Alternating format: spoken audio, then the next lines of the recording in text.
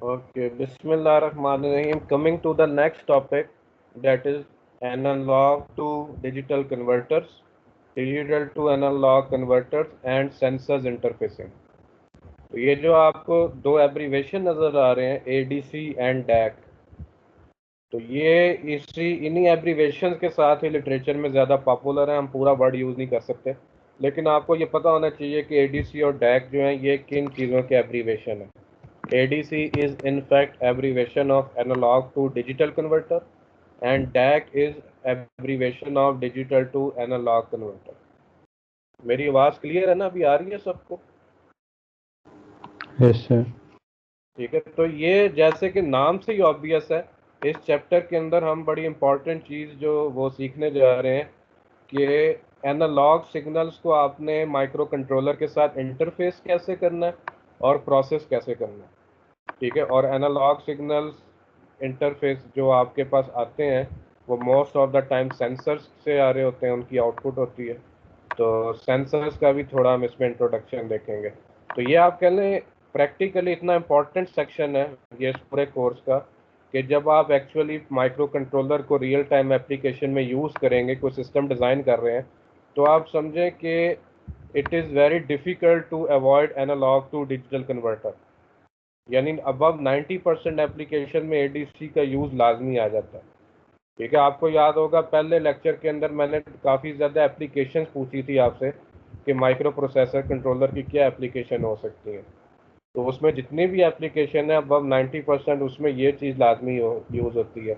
अब इसकी मैं आपको एग्जांपल दूँ, जैसे ये आपका एयर कंडीशनर है, इसमें इसका जो टेम्परेचर सेंसर है वो भी directly analog to digital converter को जा रहा है और माइक्रो कंट्रोलर उसको चेक करता है कि टेम्परेचर की इस वक्त क्या वैल्यू है, उसकी बेस पे वो कंप्रेसर को ऑन या ऑफ करता है। इसी तरह आपके ये जितने भी मोबाइल के अंदर सेंसर एनालॉग टिल्ट सेंसर है और लाइट सेंसर हैं, टेम्परेचर सेंसर है, फिर बैटरी की पावर मॉनिटरिंग है, वोल्टेज मॉनिटरिंग, करंट मॉनिटरिंग, ये सारे ADC को जाते हैं।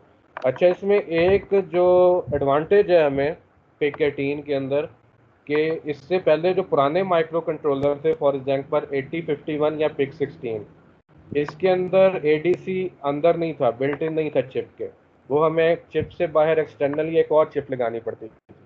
लेकिन जो पिक 18 आर्किटेक्चर हम स्टडी कर रहे हैं इसके अंदर ADC बिल्ट इन है, वो चिप के ऊपर ही है, आपको कोई सेपरेट चिप यूज़ करने की ज़रूरत नहीं है। ठीक है, तो ये था हमारा इसका ओवरव्यू जो हम इस चैप्टर के अंदर देखने जा रहे हैं। तो हमारा ज़्यादा फोकस ADC के ऊपर होगा। टैग आपके चिप के अंदर बिल्ट इन नहीं है, इसका हम एक शायद IC देख लें, लेकिन इसके ऊपर ज़्यादा डिस्कशन नहीं करेंगे। और इस चैप्टर के आखिर में एक एग्जांपल देखेंगे टेम्परेचर सेंसर इंटरफेसिंग की। तो ये इसके दो मेजर सेक्शन हैं इस चैप्टर में। तो सबसे पहले हम इसके बैकग्राउंड के ऊपर आते हैं कि ये एनालॉग सिग्नल हमारे पास आता किस तरह और कंप्यूटर इसको किस तरह प्रोसेस करेगा। तो इसको समझाने के लिए मैं इसके अंदर एक और स्लाइड ऐड करता हूँ।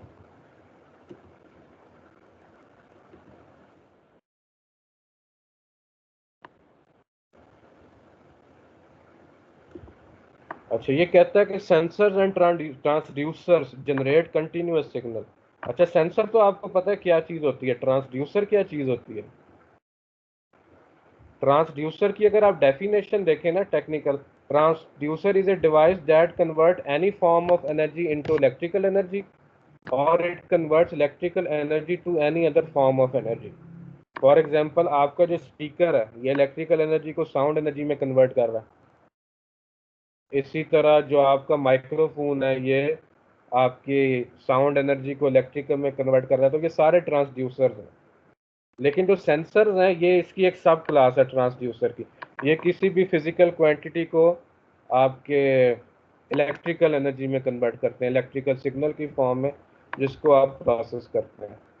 तो ये कहते हैं कि जितने भी हमारे पास ट्रांसड्यूसर या सेंसर से सिग्नल जनरेट होता है that is continuous in both and time amplitude.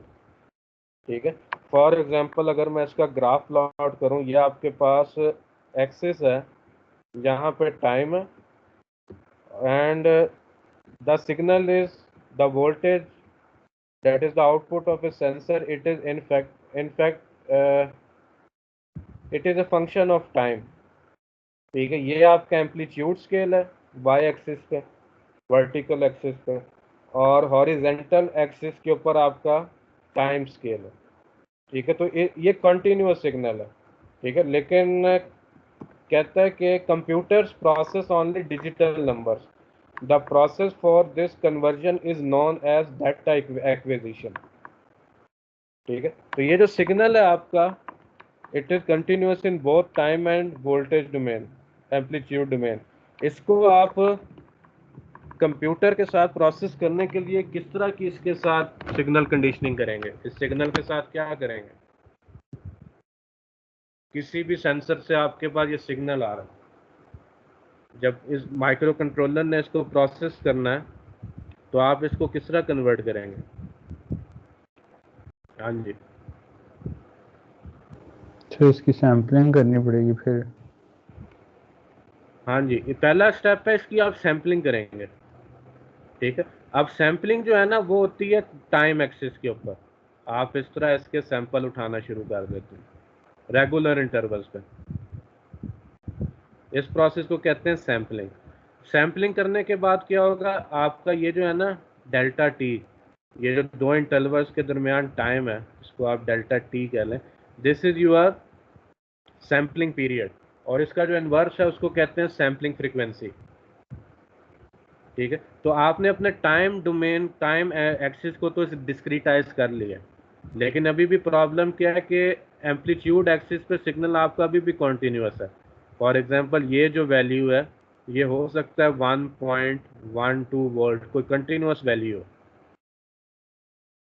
ठीक है, तो अगला स्टेप जो है ना, आपने एम्पलीट्यूड एक्सिस को भी डिस्क्रिटाइज करना होता है। तब आप क्या होगा, ये आपके नंबर सारे बाइनरी में कन्वर्ट हो जाएंगे।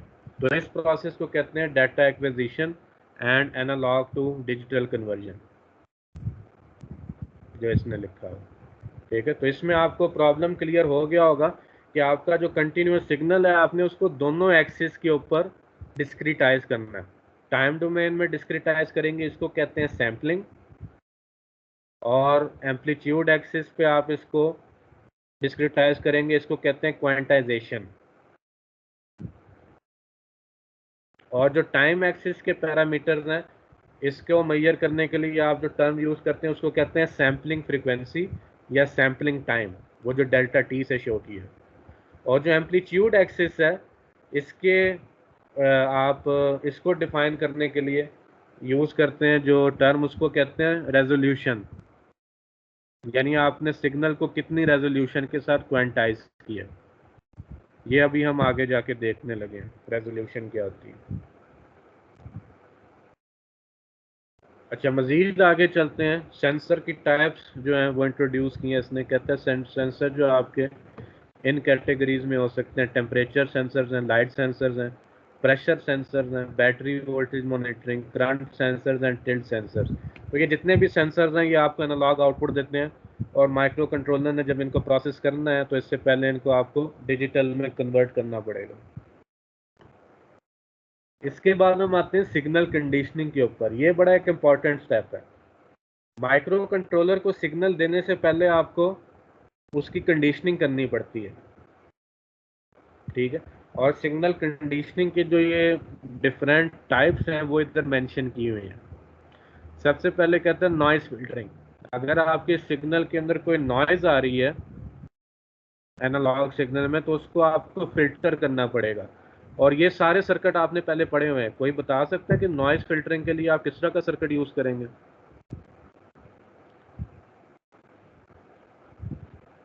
हाँ जी, एनालॉग सिग्नल से आपने नॉइज फिल्टर करनी है, तो आप किस सब सिंपलेस्ट पॉसिबल सर्किट क्या हो सकता है उसका?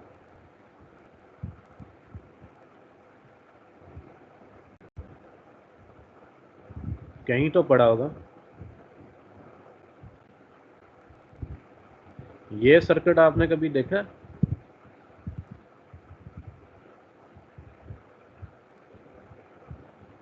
ये क्या चीज है?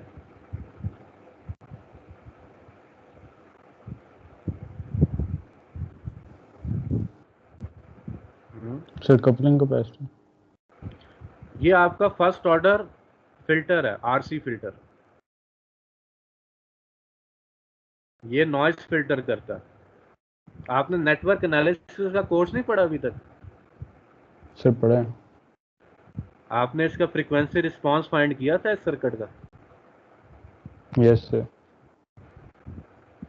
ठीक है, वो किस तरह का होता है? अगर आप आरसी सर्किट का रिस्पांस फाइंड करें, वो इस तरह का नहीं होता। इसका मतलब है ये हाई फ्रीक्वेंसी सिग्नल्स को अटेन्यूएट कर रहा है, लो फ्रीक्वेंसी सिग्नल्स को पास कर रहा है। तो ये आपका फर्स्ट ऑर्डर नॉइस फिल्टर है। इसी तरह सिग्नल को माइक्रो कंट्रोलर को देने से पहले आपको अटेन्यूएशन रिक्वायर्ड हो सकती है। अटेन्यूएशन क्या चीज़ होती है? सिग्नल का मैग्नीट्यूड आपने कम करना है। फॉर एग्जांपल, आपके पास इनपुट सिग्नल इस रेंज में आ रहा है 15 वोल्ट, लेकिन आपका जो माइक्रो कंट्रोलर है वो इनपुट सिग्नल ले सकते हैं फ्रॉम 0 टू 5 वोल्ट। तो आप क्या करेंगे? इस प्रोसेस को कहते हैं अटेन्यूएशन। ये अटेन्यूएशन करने के लिए आप कौन सा सर्किट यूज़ कर सकते हैं? आपने अपने सिग्नल को +15 वोल्ट से अटेन्यूएट करके 5 वोल्ट की रेंज में लाना है। आप किस तरह का सर्किट यूज़ कर सकते हैं? ये तो बहुत सिंपल सर्किट है।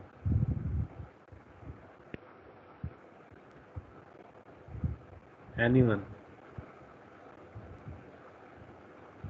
सर क्या लीनियर वोल्टेज रेगुलेटर यूज कर सकते हैं?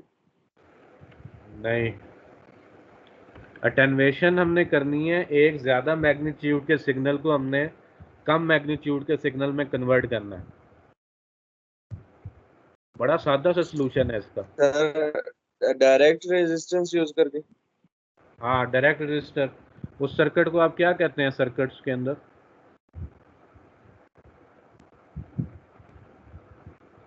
ये सर्किट आपने कभी नहीं देखा? Voltage divider. 15 वोल्ट को ये आपको 5 वोल्ट में कन्वर्ट कर देगा। ठीक है, तो आपका जो भी सिग्नल हायर मैग्नीट्यूड का आ रहा है आउटपुट पे, उसका मैग्नीट्यूड कम हो जाएगा। मजीद आगे चलते हैं।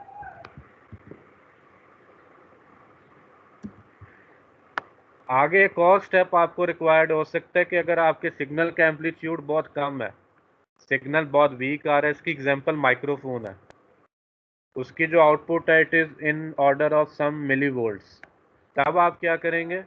एम्पलीफिकेशन करेंगे। तो एम्पलीफिकेशन का सर्किट किस तरह का हो सकता है?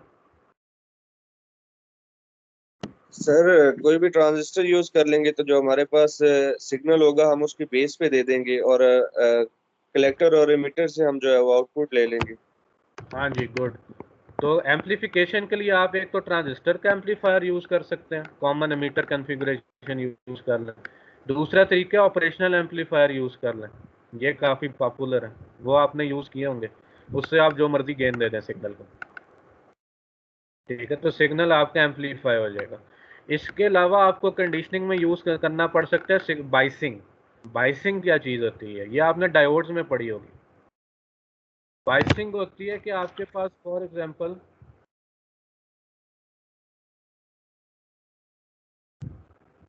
ये आपके पास टाइम एक्सिस है, आपके पास सिग्नल इस तरह का आ रहा है, ये यानी ये नेगेटिव साइड पे भी जा रहा है, पॉजिटिव साइड पे भी। लेकिन आपका जो माइक्रो कंट्रोलर है ये सिर्फ पॉजिटिव सिग्नल इनपुट पे ले सकता है, नेगेटिव साइकिल पे इसकी पिन डैमेज हो जाएगी। तो आप क्या करेंगे? आप सिग्नल को अपलिफ्ट करेंगे, ऊपर शिफ्ट करेंगे, इसको कहते हैं बाइसिंग। इसको आप 0 to +5 वोल्ट की रेंज में लेके आएंगे। इसके लिए आप किस तरह का सर्किट यूज़ कर सकते हैं? ये भी सिंपल रजिस्टिव नेटवर्क से काम हो जाता है आपका, बायसिंग वाला। और आखिरी स्टेप जिसकी आपको ज़रूरत पड़ सकती है वो है थ्रेशोल्डिंग। थ्रेशोल्डिंग को आप क्लिपिंग भी कहते हैं।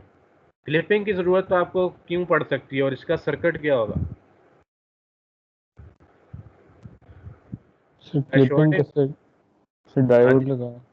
हाँ जी, क्लिपिंग के लिए डायोड यूज़ होगा।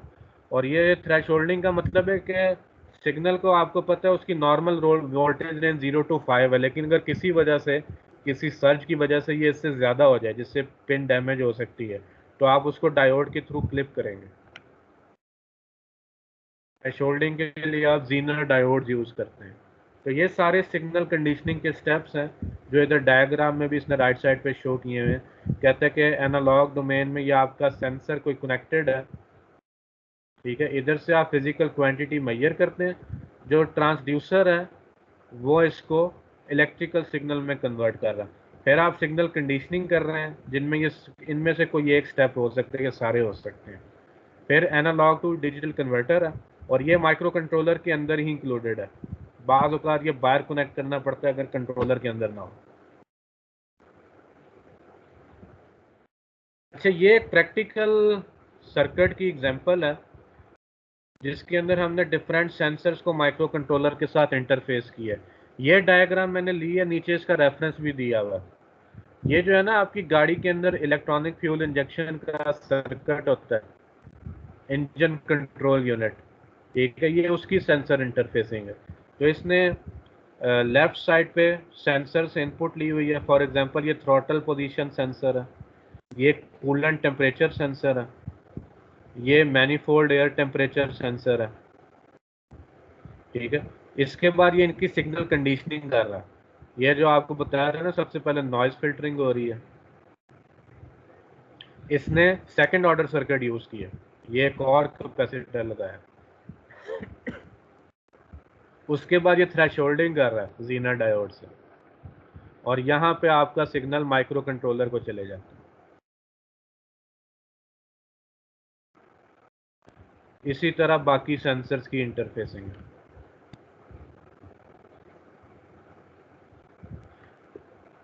और ये जो सेंसर है ये प्रेशर को मॉनिटर करता है। ये जो आपका कार्बोरेटर होता है ना, थ्रॉटल बॉडी, उसके अंदर प्रेशर कितना क्रिएट हुआ है, तो ये सेंसर है, इसको मॉनिटर करता है और ये भी माइक्रो कंट्रोलर को थ्रेशोल्डिंग के बाद चले जाता है। इसके अंदर भी ये आरसी फिल्टरिंग कर रहा है, ये रजिस्टर है, ये कैपेसिटर है।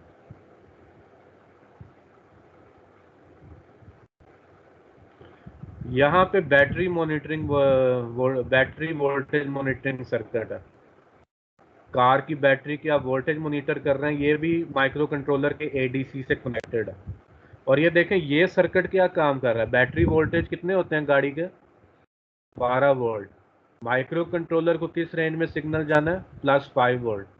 तो ये कौन सा सर्किट यूज कर रहा है बीच में, this is the attenuation circuit using the resistive divider.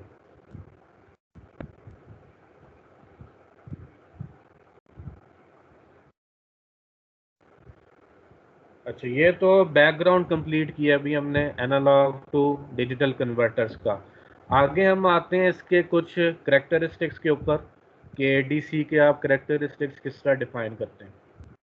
तो इसमें जो सबसे पहली चीज़ है उसको हम कहते हैं रेजोल्यूशन या स्टेप साइज। ये दोनों इंटरकनेक्टेड हैं, ठीक है। रेजोल्यूशन के जो डिफाइन होती है बिट्स में, n बिट्स, और स्टेप साइज डिफाइन होता है मिली वोल्ट्स में या वोल्ट्स में। तो रेजोल्यूशन के यूनिट्स हैं बिट्स और स्टेप साइज के यूनिट्स हैं वोल्ट्स। ये अब इसकी एग्जांपल मैं दूं, फॉर एग्जांपल आपके पास एक एडीसी है जिसकी रेजोल्यूशन है n बिट, 8 बिट। इसका क्या मतलब होगा, इसके टोटल नंबर ऑफ स्टेप्स बनेंगे 2⁸ इज इक्वल टू 256 स्टेप्स, ठीक है। तो रेजोल्यूशन से आपके सिग्नल की एक्यूरेसी पे किस तरह फर्क पड़ेगा, जैसे हमने ये सिग्नल लिया हुआ है ना इधर, एक इसको मैं रीड्रॉ कर लूं, ये आपका सिग्नल है, ठीक है। आप जो रेजोल्यूशन है वो डिफाइन करेगा कि कितने नंबर ऑफ स्टेप्स में आपने एम्पलीट्यूड एक्सिस को डिवाइड किया। अब जैसे हमारे केस में रेजोल्यूशन 8 बिट है, इसका मतलब है नंबर ऑफ स्टेप्स 256 बनेंगे, और आपका ये जो एम्पलीट्यूड एक्सिस है ये इस तरह 256 इंटरवल्स के अंदर डिवाइड हो जाएगा, स्टेप्स के अंदर, ठीक है। और इन स्टेप्स की क्या इंपॉर्टेंस है, जब आपका सिग्नल क्वांटाइज होगा, फॉर एग्जांपल ये वैल्यू आप सैंपल करना चाह रहे हैं, तो वो इसके जो क्लोजेस्ट स्टेप साइज है उसके ऊपर क्वांटाइज हो जाएगी। समझ रहे हैं ना ये? तो इधर से आपको देख के क्या पता लग रहा है, रेजोल्यूशन जितनी ज़्यादा होगी उसका आपको क्या फ़ायदा होगा, नंबर ऑफ स्टेप साइज ज़्यादा हो जाएंगे और आपका सिग्नल उतना प्रिसाइजली सैंपल होगा एम्पलीट्यूड एक्सिस में। और इधर ही हम एक और टर्म इंट्रोड्यूस करते हैं, स्टेप साइज। ये जो दो इंटरवल्स हैं इनका जो डिफरेंस है वोल्ट्स के अंदर, इसको आप डेल्टा वी कह रहे हैं। तो delta V is actually equal to step size. ये जो हमने इधर मेंशन किया है ना स्टेप साइज इन वोल्ट्स, ये चीज है। तो इसको फाइंड करने का एक एक्सप्रेशन भी है, उस पर हम अभी आगे आएंगे। क्या आगे हम चलते हैं सैम्पलिंग रेट पे। सैम्पलिंग रेट आपको बताया था क्या चीज़ है, जब आप सिग्नल को सैंपल कर रहे हैं इस तरह, तो दो कंसेक्टिव सैंपल्स का जो डिफरेंस है इन सेकंड्स, ये आपका सैम्पलिंग टाइम है, और इसका जो इन्वर्स है दैट इज सैम्पलिंग रेट। इसको आप सैम्पलिंग फ्रीक्वेंसी भी कह देते हैं। अब इस डायग्राम में फॉर एग्जांपल ये जो डिफरेंस है ये आपके पास डेल्टा टी आता है, तो आपके पास सैम्पलिंग फ्रीक्वेंसी क्या हो जाएगी या sampling rate, it is equal to 1 over delta T. ठीक है, तो इसको आप हर्ट्ज में डिफाइन करते हैं सैम्पलिंग फ्रीक्वेंसी को। तो सैम्पलिंग फ्रीक्वेंसी है दो चीज़ों पे डिपेंड करता है, एक्विजिशन टाइम कि कितनी देर के अंदर आपका एनालॉग सैंपल एक्वायर हुआ है, और दूसरा कन्वर्जन टाइम कि ये कितनी देर में डिजिटल में कन्वर्ट हुआ है। तो सैम्पलिंग रेट इन दोनों चीज़ों पे डिपेंड करता है। तीसरा फीचर है रेफरेंस वोल्टेज। रेफरेंस वोल्टेज हम एडीसी को कहते हैं कि इसकी इनपुट के मैक्सिमम वोल्टेज। फॉर एग्जांपल आपको पता है अगर आपका जो सेंसर है इसके मैक्सिमम वोल्टेज +3 वोल्ट है, तो आप क्या करेंगे, अपने एडीसी के रेफरेंस वोल्टेज 3 वोल्ट पे सेट कर देंगे। ठीक है, दिस इज वी रेफरेंस। अब आपकी जो सारी कैलकुलेशन है एडीसी की वो इस रेफरेंस वोल्टेज के हिसाब से कैलकुलेट होंगी। अच्छा, इसमें ज़रूरी नहीं है कि आप सिर्फ अपर रेफरेंस वोल्टेज मेंशन करें। अगर आप समझते हैं कि आपके सिग्नल की जो वैल्यू है वो 1 वोल्ट से नीचे नहीं जा रही, तो आप लोअर रेफरेंस वोल्टेज 1 वोल्ट भी सेट कर सकते हैं।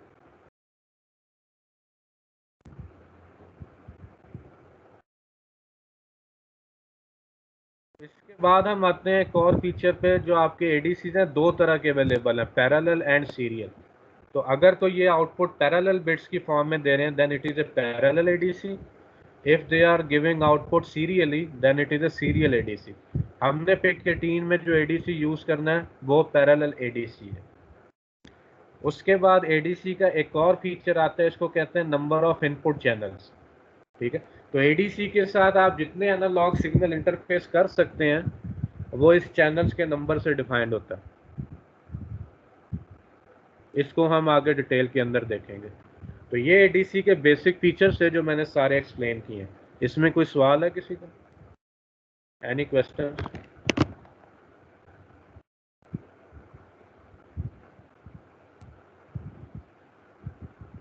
ये लेक्चर मैंने अपलोड भी कर दिया पीडीएफ स्लाइड्स की फॉर्म में।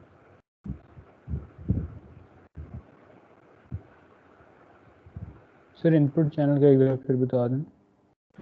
इनपुट चैनल जो है ना ये मैं आपको दिखाता हूँ, ये डायग्राम काफ़ी आगे आ रही है लेकिन चलो मैं इस पे आ जाता हूँ। ये एडीसी का एक चिप है, इसका फंक्शन है इसने एनालॉग डिजिटल सिग्नल को डिजिटल में कन्वर्ट करना है। अब सवाल ये इनपुट पे कितने एनालॉग सिग्नल ले सकता है? ये देखें, ये इसके अंदर 8 इनपुट सिग्नल ले रहा है। इसको हम कहेंगे it is A 8 channel ADC. समझ गए? Yes sir. और कोई सवाल करें इसमें? सर रेफरेंस वोल्टेज रखने का मकसद क्या होता है? रेफरेंस वोल्टेज आपका ना इसका ताल्लुक है सिग्नल की एक्यूरेसी के साथ। जब आप सिग्नल को कन्वर्ट कर रहे हैं ना डिजिटल में, तो रेफरेंस वोल्टेज आप जितना कैलकुलेट करके अच्छे तरीके से सेट करेंगे, आपका सिग्नल उतना प्रिसाइजली सैंपल होगा। ये हमने अगले टेबल्स में देखना है, आगे ये चीज़ आ रही है। मेरा ख्याल अब हम आगे चलते हैं। अच्छा, ये जो स्टूडेंट ने अभी क्वेश्चन किया कि रेफरेंस वोल्टेज की क्या सिग्निफिकेंस है, तो ये हम दो टेबल देखने लगे हैं। सबसे पहले हम क्या कर रहे हैं, रेजोल्यूशन कहते हैं it is defined as number of bits of ADC and reference voltages are maximum and minimum analog input voltages of ADC.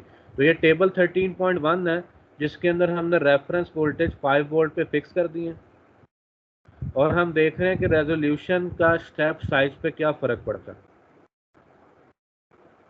तो कहते हैं अगर आपके पास 8 बिट रेजोल्यूशन है, तो आपका जो नंबर ऑफ स्टेप्स है they are 256 and the step size is 19.53 millivolts. Step size आपका बड़ा है, सिग्नल की क्वांटाइजेशन नॉइज एरर ज़्यादा होगा। तो ये फाइंड करने का आपको ये एक्सप्रेशन भी दे दी है इसमें। स्टेप साइज आप किस तरह फाइंड करेंगे, step size is equal to V reference over number of steps. इसका मैं एक्सप्रेशन भी इधर लिख देता हूँ, step size is equal to V reference over 2 raised to power n, where n is the number of bits, n is the resolution। फिर आगे कहते हैं अगर आपकी रेजोल्यूशन 10 बिट हो गई है, नंबर ऑफ स्टेप्स 1000 हो गए हैं, आपका स्टेप साइज 4.8 मिली वोल्ट हो गया, और इसी तरह आप बढ़ाते जाएं, स्टेप साइज आपका छोटा होता जाएगा। तो आप देख रहे हैं रेजोल्यूशन बढ़ाने का क्या फ़ायदा हो रहा है, स्टेप साइज छोटा हो रहा है और आपका सिग्नल उतना प्रिसाइजली सैंपल होगा। आगे हम देखते हैं रेफरेंस वोल्टेज का क्या इफेक्ट है। अब ये जो टेबल 13.2 है, इसके अंदर इसने रेफरेंस वोल्टेज चेंज कर रहा है, रेजोल्यूशन फिक्स कर दी है। कहता है कि आपकी रेजोल्यूशन 8 बिट है, it is fixed, now it is changing the reference voltage. तो रेफरेंस वोल्टेज कम करने से क्या इफेक्ट हो रहा है, आपका जो स्टेप साइज है ये छोटा हो रहा है। ये जो भी आपने क्वेश्चन ना, ये रेफरेंस वोल्टेज चेंज करने से क्या होगा, उसका ये इफेक्ट है। फॉर एग्जांपल आपके सेंसर की अगर आउटपुट सिर्फ 1 वोल्ट तक आनी है और आप रेफरेंस वोल्टेज 5 वोल्ट सेट कर दें, तो क्या होगा,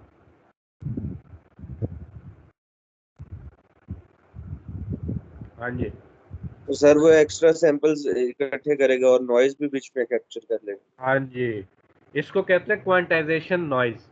स्टेप साइज जो है ना, जितना बड़ा होगा क्वांटाइजेशन नॉइज उतनी ज्यादा होगी।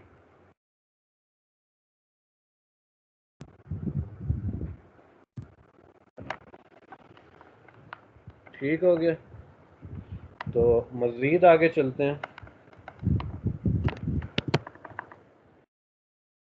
ये बड़ी इंपॉर्टेंट एग्जांपल है। तो अभी तक आपके जहन में ये सवाल आ जाना चाहिए कि ये जितने एनालॉग वोल्टेजेस हैं, हमने इसकी सारे वो टर्म्स तो डिफाइन कर दी हैं कि इनपुट रेंज कितनी होगी, रेफरेंस वोल्टेज क्या है, स्टेप साइज क्या है, ठीक है। लेकिन जब इसने बाइनरी में कन्वर्ट होना है, किसी भी सिग्नल ने बाइनरी में कन्वर्ट होना है, आपको वो बाइनरी वैल्यू कैसे मिलेगी, वो कैसे कैलकुलेट होगी, अब वो हम इस एग्जाम्पल में देखने लगे। सबसे पहले इसने ऊपर ये एक्सप्रेशन दे दी है, ये कहता है कि आप ये डेसिमल में कैलकुलेट होगी, इसे आप बाइनरी में खुद कन्वर्ट करेंगे। कहता है जो आपका आउटपुट बाइनरी है, digital output, it is equal to input voltage over step size. यह आपके सेंसर की आउटपुट वोल्टेज है। तो एग्जांपल में कहते हैं for an 8 bit ADC we have reference voltage is equal to 2.56 volt. Calculate the 8 bit output if the analog input is 1.7 volt and 2.1 volt।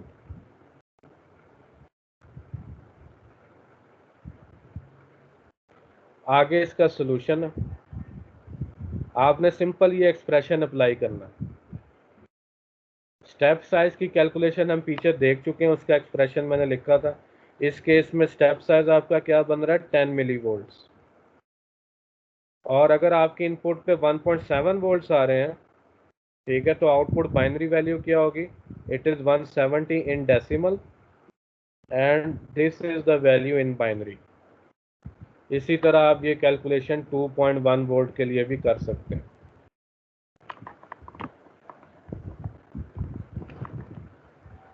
तो ये पहली एग्जांपल है आपके इस चैप्टर की। इसमें कोई सवाल है किसी का?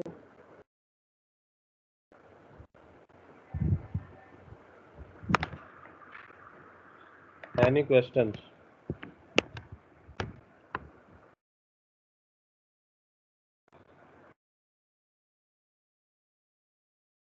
अच्छा, आगे आते हैं। आगे ये फिगर 13.3 है आपकी बुक की, इसने एडीसी का एक्सटर्नल चिप शो किया हुआ। इनफैक्ट हम तो ये पिक 18 में यूज़ नहीं करेंगे क्योंकि पिक 18 के अंदर analog to digital converter built in है। लेकिन इसने इंट्रोड्यूस किया है कि अगर आपने किसी और माइक्रो प्रोसेसर के साथ इंटरफेस करना हो एडीसी, अब जैसे आपके नॉर्मल माइक्रो प्रोसेसर्स हैं इंटेल या किसी और मैन्युफैक्चरर के, उसके अंदर एडीसी बिल्ट इन नहीं होता, ठीक है, आप एक्सटर्नली इंटरफेस करते हैं। तो ये चिप है जो इस काम के लिए अवेलेबल है, ADC0848, ठीक है। तो ये इसके इनपुट चैनल्स हैं, ठीक है, और चैनल सिलेक्शन होती है आपकी कंट्रोल सिग्नल्स के थ्रू। इसने ये जो कंट्रोल सिग्नल दिए हुए हैं ना, ये वाले, ये माइक्रो प्रोसेसर से कंट्रोल होंगे, right, read and chip select.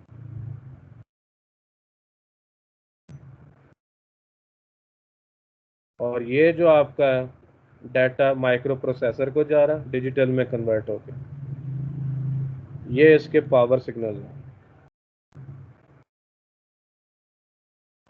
अच्छा, ये अगली डायग्राम है फिगर 13.4। इसके अंदर भी एक और एडीसी चिप है, लेकिन इसकी आउटपुट सीरियल है। तो आप देख रहे हैं इसमें भी इनपुट चैनल्स 8 हैं ये, लेकिन जो आउटपुट है it is a single bit output. इस पे जो डाटा सीरियली ये माइक्रो प्रोसेसर या माइक्रो कंट्रोलर को जाएगा।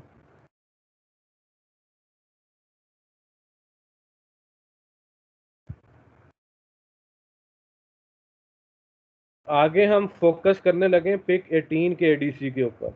यहाँ से पिक 18 का एडीसी यूज शुरू होगा, जिसकी आगे आपने प्रोग्रामिंग करनी है, ठीक है। तो सबसे पहले हम इसके करेक्टरिस्टिक्स इंट्रोड्यूस करते हैं।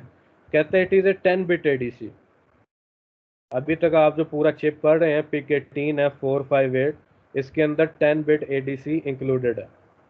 और आगे कहता है it may have 5 to 15 analog input channels depending upon the chip number and number of pins. इसके अंदर 5 से 15 एनालॉग चैनल हो सकते हैं। And the approximately acquisition time is 15 microsecond. Analog signal का एक्विजिशन टाइम है 15 microsecond and minimum conversion time is 1.6 microsecond per bit. ये conversion time है। आगे कहते हैं the reference voltage are flexible. Upper और लोअर रेफरेंस वोल्टेज आप दोनों सेट कर सकते हैं। अच्छा, ये आपके चिप की डायग्राम है जिसके अंदर अभी हम आइडेंटिफाई करने लगे हैं कि एडीसी के लिए कौन सी पिन्स यूज हो सकती हैं। तो ये आपको नजर आएगा इसमें AN0, ये आपकी पिन्स यूज होगी एडीसी के लिए। इसके अलावा AN1 है, AN2 है, इसे आप चलते जाएं, AN4 है। तो इसमें 8 चैनल्स आपको अवेलेबल है।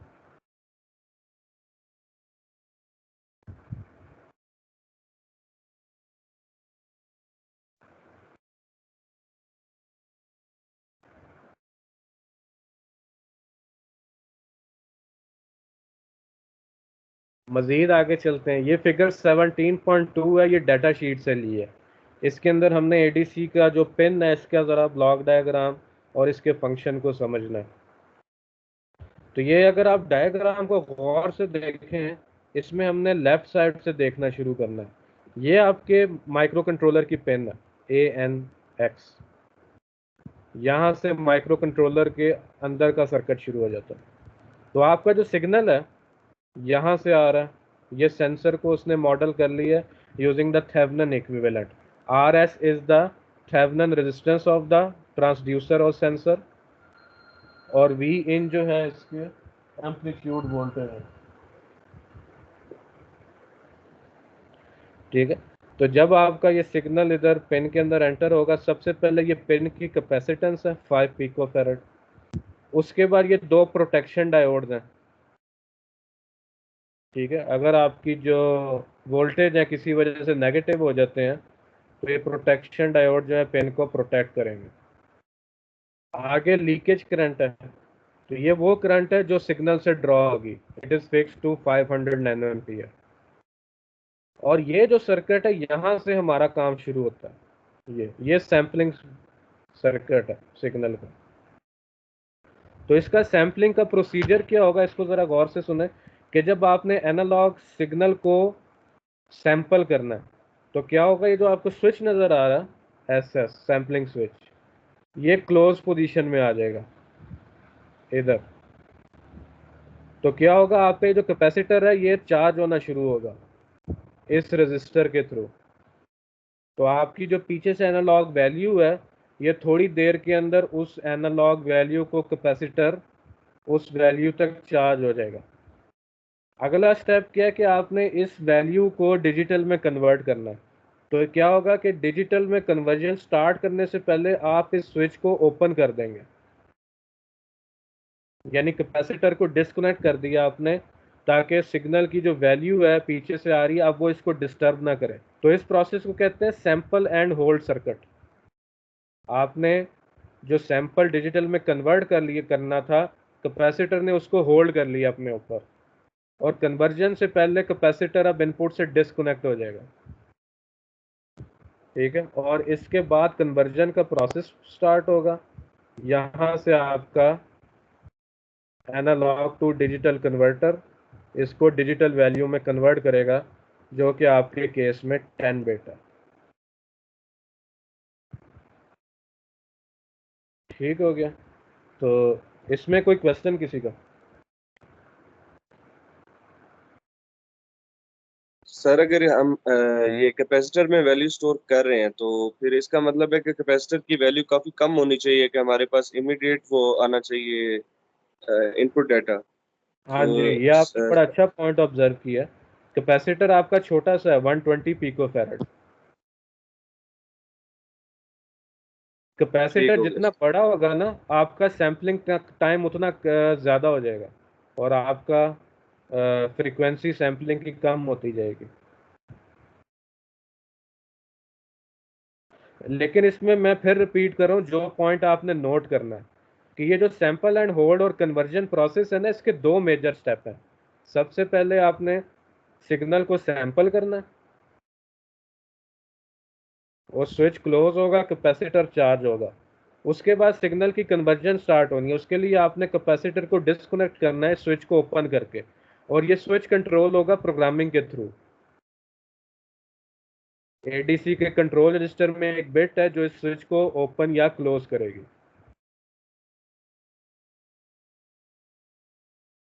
इसको कहते हैं first sample and hold circuit, first order sample and hold circuit.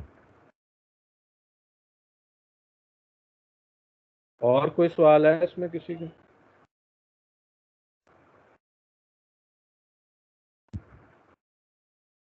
और इसमें एक और पॉइंट नोट करने वाला, पीछे मैंने आपको बताया था कि एक्विजिशन टाइम एक करेक्टरिस्टिक्स है एडीसी के फीचर का, ये इधर बताया था ना, ये एक्विजिशन टाइम।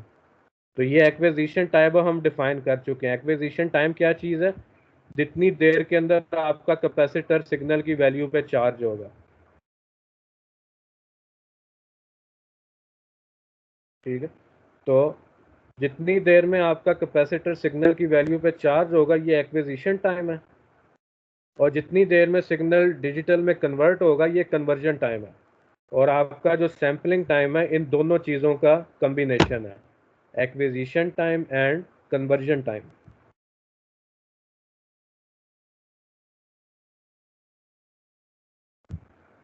तो कोई सवाल है इसमें किसी का? फिर हम आगे चलें।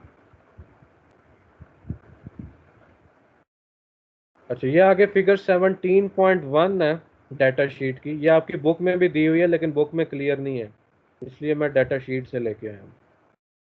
तो इसके अंदर बताता है कि आपके जो डिफरेंट चैनल्स हैं एडीसी के वो किस तरह काम करेंगे। तो ये आपको इस डायग्राम के अंदर एक बड़ी इंपॉर्टेंट चीज़ नज़र आएगी कि माइक्रो कंट्रोलर के अंदर सिर्फ एक एडीसी है, ये उसकी इनपुट है, ये जो आपको नज़र आ रही है। लेकिन आप एक एनालॉग मल्टीप्लेक्सर यूज़ करके, ये भी चिप के अंदर ही बिल्ट इन है, ये जो आपको एनालॉग मल्टीप्लेक्सर नज़र आ रहा है, आप मल्टीपल सेंसर्स को इंटरफेस कर सकते हैं। ठीक है, तो ये जो 8 एनालॉग इनपुट्स हैं, ये पहले एक मल्टीप्लेक्सर को जाएंगी, that is an analog multiplexer. और इस मल्टीप्लेक्सर की जो स्विचिंग है वो आप कंट्रोल कर रहे हैं इन बिट्स के थ्रू, CHS बिट्स। ये एडीसी के कंट्रोल रजिस्टर के अंदर 3 बिट्स हैं। तो आपने जिस भी सेंसर या एनालॉग सिग्नल को सैंपल करना है, आप मल्टीप्लेक्सर को उसकी पोजीशन पे स्विच करेंगे, तो आपकी जो एनालॉग वैल्यू है वो एडीसी तक पहुंचेगी, इसका कैपेसिटर चार्ज होगा, फिर आगे वो वोल्टेज कन्वर्ट होंगे। अच्छा, फिर इसके अंदर हमारे पास रेफरेंस वोल्टेज सेट करने की भी गुंजाइश है। ये कहता है कि आपके जो ये रेफरेंस वोल्टेज हैं पॉजिटिव और नेगेटिव, बाय डिफ़ॉल्ट ये सेट होंगे 0 वोल्ट और +5 वोल्ट पे, VSS एंड VDD। लेकिन अगर आप इनको एक्सटर्नली सेट करना चाह रहे हैं तो आप इन पिन्स के ऊपर देंगे AN3 and AN2। Internal reference voltage हो गया आपके पास +5 वोल्ट एंड 0 वोल्ट, और एक्सटर्नल रेफरेंस वोल्टेज आप इन पिन्स के ऊपर इनको प्रोवाइड कर सकते हैं। तो ये जो डायग्राम है इससे आपको एनालॉग एडीसी के चैनल्स का कॉन्सेप्ट बिल्कुल क्लियर हो जाता है। इसमें कोई क्वेश्चन है किसी का?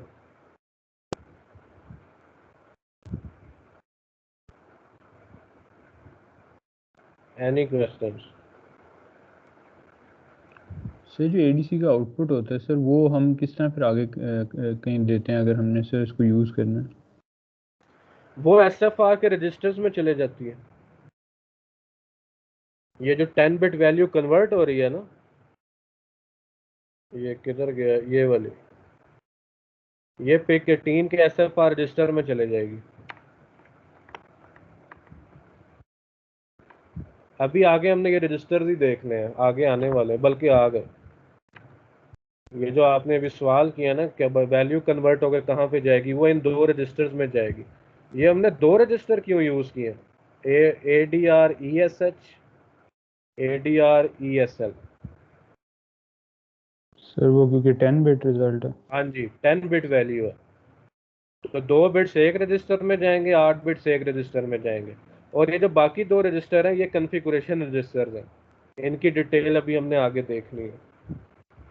तो एडीसी यूज़ करने के लिए आप ये 4 रजिस्टर्स यूज़ करेंगे। इसमें 2 के अंदर आउटपुट डाटा आएगा 10 बिट, और 2 रजिस्टर जो हैं वो कॉन्फ़िगरेशन रजिस्टर हैं। तो सबसे पहले हम कंट्रोल रजिस्टर 0 पे आते हैं, एडीसी कॉन 0 रजिस्टर। इसके अंदर जो पहली बिट है LSB, ये वाली, इसका फंक्शन आगे लिखा हुआ है AD ऑन बिट, ये एडीसी को एनेबल करती है, इसकी पावर ऑन करती है। If it is equal to 0, then an AD part of pic 18 is off and it will consume no power. This is the default condition. And if it is equal to 1, then ADC feature is powered up. तो ये LSB का ये काम है। जो अगली bit है it is unused.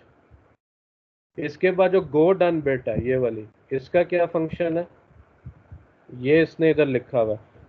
तो ये इसको पढ़ने से पहले इसका फंक्शन आपको मैं एक्सप्लेन कर दूं। ये जो बिट है ये आपके सैम्पलिंग स्विच को कंट्रोल कर रही है, वो जो पीछे डायग्राम में मैंने आपको दिखाया था। तो ये कहते हैं it is equal to 1, then ADC conversion is in progress.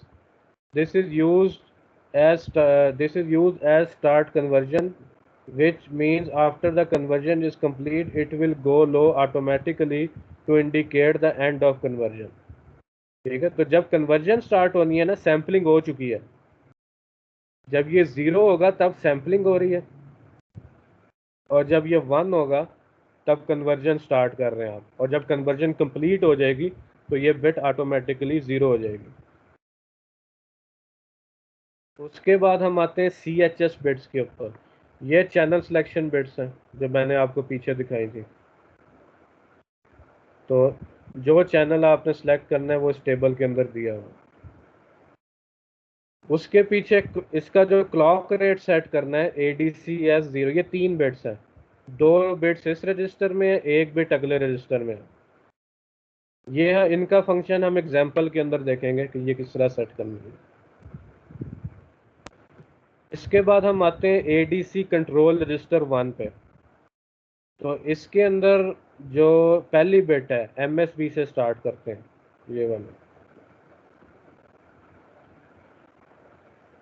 ये कहता है it is the result format selection bit. तो ये कहता है जब ये 1 होगी, इसको समझने के लिए हम आगे आ जाते हैं। ये जब ये बिट 1 है तो आपका जो रिजल्ट है वो इस तरीके से होगा। लोअर 8 बिट्स इस रजिस्टर में होंगी और अपर 2 बिट्स इस रजिस्टर में, यानी रिजल्ट आपका राइट जस्टिफाइड है। And if it is 0 then the result is left justified. Upper 8 bits इस रजिस्टर में, लोअर 2 बिट्स इस रजिस्टर में।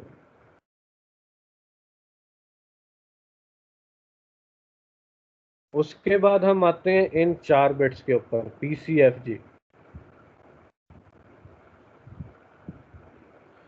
इनका फंक्शन ये बताता है, ये एक्सप्लेन किया हुआ है इस डायग्राम के अंदर। इन बिट्स से आप सेट करते हैं कि आपने ADC के कितने चैनल्स एक्टिव करने हैं, और आपने रेफरेंस वोल्टेज एक्सटर्नल सेट करने हैं या इंटरनल। तो ये टेबल देख के आपको क्या समझ आती है?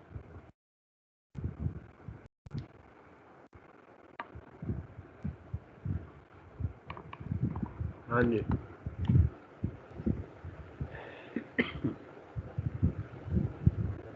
फॉर एग्जांपल अगर हम इसकी पहली कॉन्फ़िगरेशन पे जाएं 00, इसका क्या मतलब है कि आपके सारे ADC चैनल्स एक्टिव हो गए, 8 के 8।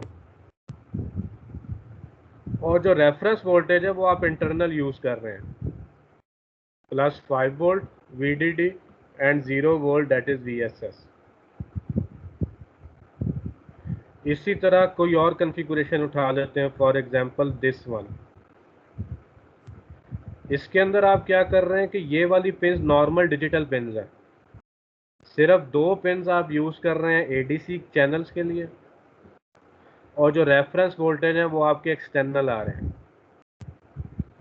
तो ये कॉन्फ़िगरेशन बिट्स ये काम करती हैं।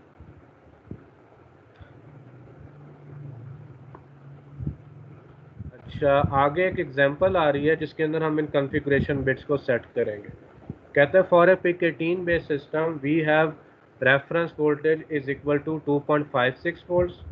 Find the step size and the ADC con 1 value if we need 3 channels. Assume that the result is right justified. ठीक हो गया?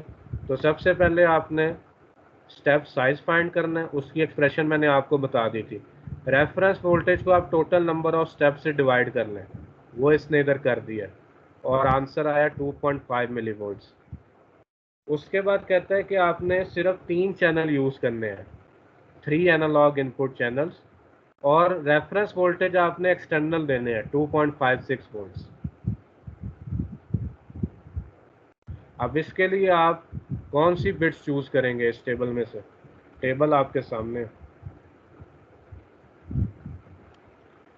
आपने 3 एनालॉग चैनल यूज़ करने हैं और रेफरेंस एक्सटर्नल रखना। अच्छा, आप ये वाला कॉलम देखें ना, इसमें लिखा हुआ है इसने C/R। C8 का मतलब है आप 8 चैनल यूज़ कर रहे हैं, 3 का मतलब है 3 चैनल यूज़ कर रहे हैं, लेकिन इसके अंदर आप रेफरेंस इंटरनल यूज़ कर रहे हैं। इसी तरह मज़ीद नीचे हैं, यहाँ पे आप 3 external channel, 3 analog channel use कर रहे हैं, रेफरेंस एक्सटर्नल यूज़ कर रहे हैं। तो आप ये वाली कॉन्फ़िगरेशन यूज़ करेंगे इसमें 1100।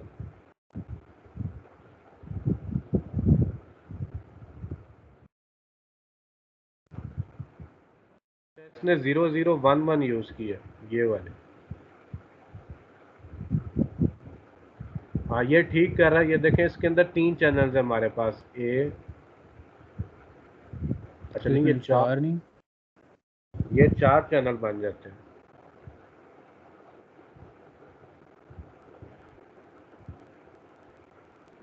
ये इसने इधर ना गलती की हुई है। ये आपका इधर आएगा, ये जो हमने पहले आइडेंटिफाई किया 1100, ये वाला।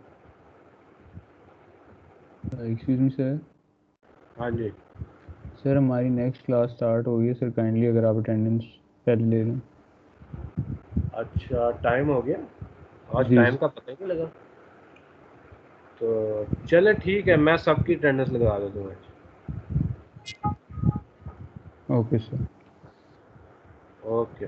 और कोई सवाल तो नहीं लेक्चर में किसी को?